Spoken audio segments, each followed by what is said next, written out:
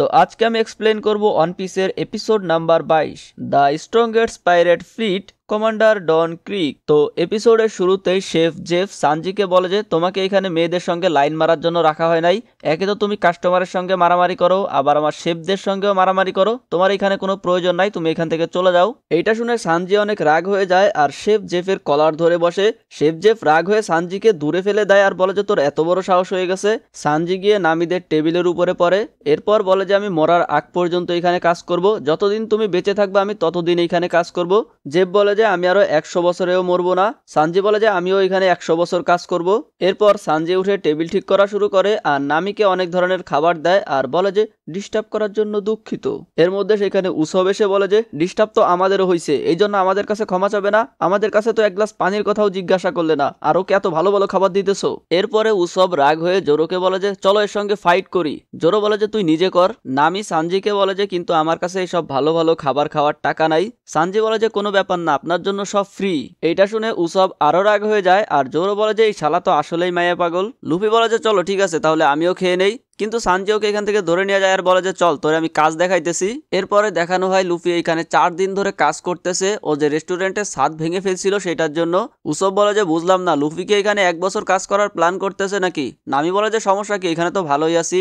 জোরো বলে যে কিন্তু আমরা এখানে 1 বছর থাকতে পারবো না। এর মধ্যে সেইখানে লুফি আসে যে কাজ করতেছিল। উসবরে চিল্লাই বলে যে কি হইতেছে, চলো এখান থেকে তাড়াতাড়ি চলে যাই। লুফি বলে যে আমি আবারও হোটেলের ওনারের সঙ্গে কথা বলে কিছু একটা ব্যবস্থা করব। এর মধ্যেই লুফি খেয়াল করে সমুদ্রের ভিতর দিয়ে কোনো বড় একটা জিনিস ওদের দিকে আসতেছে।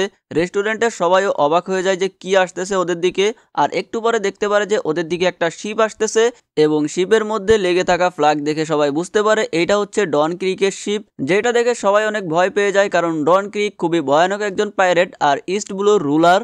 শেফ জেফও দেখতে পারে যে ডন ক্রিকের শিপ ওনার রেস্টুরেন্টের দিকে আসতেছে, আর ডন ক্রিকের শিপ এত বড় ছিল যে ওর ছায়ায় সম্পূর্ণ রেস্টুরেন্ট ঢেকে যায়। রেস্টুরেন্টের ভিতরে সব শেফ ভয় পেয়ে যায় আর চিল্লাচিল্লি শুরু করে দেয়। পেটিসন মনে করে যে ওর জন্য এইখানে ডন ক্রিক আসছে, কারণ 4 দিন আগেও ডন ক্রিকের একটা লোকরে মারছিল। আর ভাই উসব তো এইদিকে ভয় পাওয়া শুরু করে দেয়। আমি তোমাদের বলে দেই উসবের ক্যারেক্টারটা হচ্ছে এমন একটা ক্যারেক্টার যে সবসময় ভয় পায়। অন্যদিকে সানজি বাইরে দাঁড়িয়েছিল, তখন সেইখানে লুফি আসে আর লুফি সেই শিপটাকে দেখে বলে যে এটা তো অনেক বড় শিপ, কিন্তু সব কেমন যেন ভাঙাচোরা, মনে হচ্ছে এটার উপরে অনেক অ্যাটাক করা হয়েছে। এর মধ্যেই রেস্টুরেন্টের দরজা খুলে গিনের কাঁধে ভর করে ডন ক্রিক প্রবেশ করে, যে অনেক দুর্বল অবস্থায় ছিল। সবাই দেখেই বুঝতে পারে যে এটা হচ্ছে ডন ক্রিক। ডন ক্রিক বলে যে আমি লাস্ট কবে খাবার খাইছিলাম সেটা আমার ভালো করে মনেও নাই। লুফি বলে যে আচ্ছা তার মানে ওর খিদা লাগছে। তখনই সেইখানে ডন ক্রিক পরে বেহুশ হয়ে যায় আর সবাই দেখতে পারে যে ভাই ডন ক্রিকের অবস্থা তো আসলেই অনেক খারাপ। এটা দেখে পেটিসন বলে যে ও যাক, তার মানে আমরা বেঁচে গেছি, এই অবস্থায় তো আমাদের কিছুই করতে পারবে না।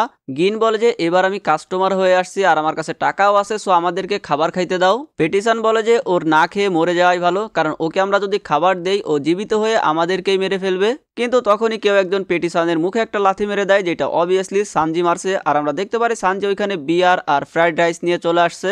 সানজি ডন ক্রিকের সামনে খাবার প্লেট রেখে ওকে খাইতে বলে, আর গিন অবাক হয়ে যায় যে সানজি কত ভালো, ডন ক্রিকের মতন লোকরেও এরকম সাহায্য করতেছে। ডন ক্রিক ভাই পুরো কুত্তার মতন খাওয়া শুরু করে, কারণ অনেক দিন ধরে খাবার খায় নাই। তবে আমরা দেখতে পারি গিনের কিছুটা মন খারাপ হয়ে গেছে, মানে ও কিছু বলতে চাচ্ছিল বাট বলতে পারতেছিল না। পিছন থেকে একজন লোক বলে যে তুমি জানো ও কেমন লোক, একবার মারিনদের সামনে সাদা ফ্ল্যাগ দেখিয়ে বলছিল যে আমি আর লড়াই করতে চাই না। এরপরে সবাই যখন অপ্রস্তুত ছিল তখন ও মারিনদের উপরে অ্যাটাক করে দেয়। লুফি বলে যে ও আচ্ছা, তার মানে ও এরকম বাজে গেম খেলে আর মানুষকে ধোকা দেয়। ডন ক্রিক এসব শুনে কিছুই বলে না আর ও খাবার খাইতে ব্যস্ত থাকে। কিছুক্ষণের মধ্যেই ডন ক্রিকের খাবার শেষ হয়ে যায় আর বিয়ারটা খেয়ে ও জোরে বোতলটা নিচে রাখে।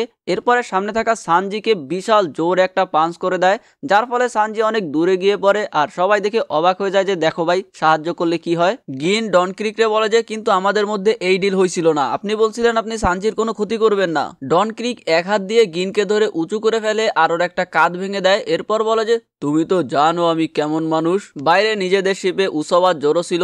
উসব দেখতে পারে যে ভিতর থেকে সব মানুষজন দৌড়ে বাইরে চলে আসতেছে। এটা দেখে উসব ভয় পেয়ে যায় যে ভাই ভিতরে মনে হয় কোনো বড় গ্যাঞ্জাম চলতেছে। জোরো বলে যে ভয় পেয়ে গেলে নাকি, পাইরেটের সফরে এরকম হইতেই থাকে। অন্যদিকে দেখতে পারি সানজি পরে আছে আর ওর মুখ দিয়ে রক্ত বের হচ্ছে। ডন ক্রিক বলে যে অনেক ভালো রেস্টুরেন্ট আর এই শিপটাও অনেক ভালো, এটা আমি নিয়ে নিব। সানজি বলে যে ও আচ্ছা, তো তুমি এইটা করতে চাচ্ছিলে? ডন ক্রিক বলে যে হ্যাঁ, কেন তুমি আগে থেকে জানতে না নাকি যে আমি খাবার খাওয়ার পরে এটাই করব? এরপর ডন ক্রিক বলে যে আমি শিপ পরে নিব, বাট আমার শিপে এখনো 100 জন আছে যারা অনেক ক্ষুধার্ত আর এদেরকে না খাইতে দিলে এরা মারা যাবে। সো এদের 100 জনের জন্য এখন তাড়াতাড়ি খাবার রেডি করো। পেটিসান বলে যে ওদেরকে খাবার দিলে এরপরে তো তোমরা সবাই মিলে আমাদের উপরে অ্যাটাক করবে, তাই না? ডন ক্রিক বলে যে তা তো করবোই, কিন্তু আমি তোমার অনুরোধ করতেছি না, আমি তোমাদেরকে অর্ডার দিতেছি, তাই যত তাড়াতাড়ি সম্ভব খাবার রেডি করো। অন্যদিকে গিন বলে যে সানজি সান, আমি খুবই দুঃখিত, আমি আসলে এরকমটা করতে চাই নাই, ও আমাকে ধোকা দিছে, ও বলছিল যে ও আপনার কোনো ক্ষতি করবে না। এর মধ্যে সানজি উঠে দাঁড়ায় আর কিচেনের দিকে যাওয়া শুরু করে, যেটা দেখে সবাই ওরা জিজ্ঞাসা করে যে কোথায় যাচ্ছ? সানজি বলে যে আমি ওই 100 লোকের খাবার বানানোর জন্য যাচ্ছি। এটা শুনে সবাই সানজির দিকে ছুরি আর কাটা ধরে যে ভাই তুই কি একটা গাধা নাকি, এখনো বুঝতেছিস না? খাবার খাওয়ার পরে ওই 100 জন মিলে আমাদের উপরে অ্যাটাক করে দিবে। সানজি বলে যে আমি সবই জানি, কিন্তু একজন বাবুর্চির কাজ চিন্তা ভাবনা করে না, একজন বাবুর্চির মূল কাজ হইতেছে ক্ষুধার্ত মানুষকে খাওয়ানো। এইটা শুনে পেটিসান অনেক রাগ হয়ে যায় আর সানজিকে গিয়ে একটা ঘুষি মেরে দেয়, যার ফলে সানজি আবারও দূরে গিয়ে পড়ে। পেটিসান বলে যে সত্যি সানজি, তুই মাঝে মাঝে অনেক গাধার মতন কাজ করিস, বাট এই ভুল আমি আর দ্বিতীয়বার করতে দিব না, এই রেস্টুরেন্টকে আমি বাঁচাবো। এইটা বলে ও বেসমেন্ট থেকে একটা অস্ত্র বের করে, যেটা অ্যাকচুয়ালি কামানের মতন একটা বড় বন্দুক। ও কামানটা ডন ক্রিকের দিকে চালিয়ে দেয় আর বলে যে চল এবার এটা থেকে বেঁচে দেখা। এরপরে দেখতে পারি যে ওইখানে ধোয়া ধোয়া হয়ে গেছে আর সবাই মনে করে যে ভাই এই অ্যাটাক থেকে তো বাঁচা অসম্ভব, ডন ক্রিক হয়তো বা মারা গেছে। সানজি বলে যে তুমি এইটা চালিয়ে পিছনের দরজাও ভেঙে ফেলছো। পেটিসান বলে যে তাতে কি হয়েছে, আমাদের জীবন তো বেঁচে গেছে। এর মধ্যে আস্তে আস্তে ধোয়ার ভিতর থেকে বের হয়ে আসে ডন ক্রিক। আমরা দেখতে পারি ডন ক্রিক একটা আর্মর পরে আছে আর সেই আর্মর থেকে অনেকগুলো অস্ত্র বের করে আর ওইখানে থাকা শেফদের উপরে অ্যাটাক করে দেয়। এরপর ডন ক্রিক বলে যে আমার কাছে ডায়মন্ডের আর্মর আর গোল্ডের আর্মর আছে, এইসব ছোটখাটো জিনিস আমার কিছুই করতে পারবে না। লুফি বলে যে ও আচ্ছা, তার মানে এইটাই সেই পাইরেট যার কাছে 50টা শিপ আছে আর 5000-এর মতন লোক আছে। ডন ক্রিক বলে যে তাড়াতাড়ি আমার অর্ডার ফলো করো।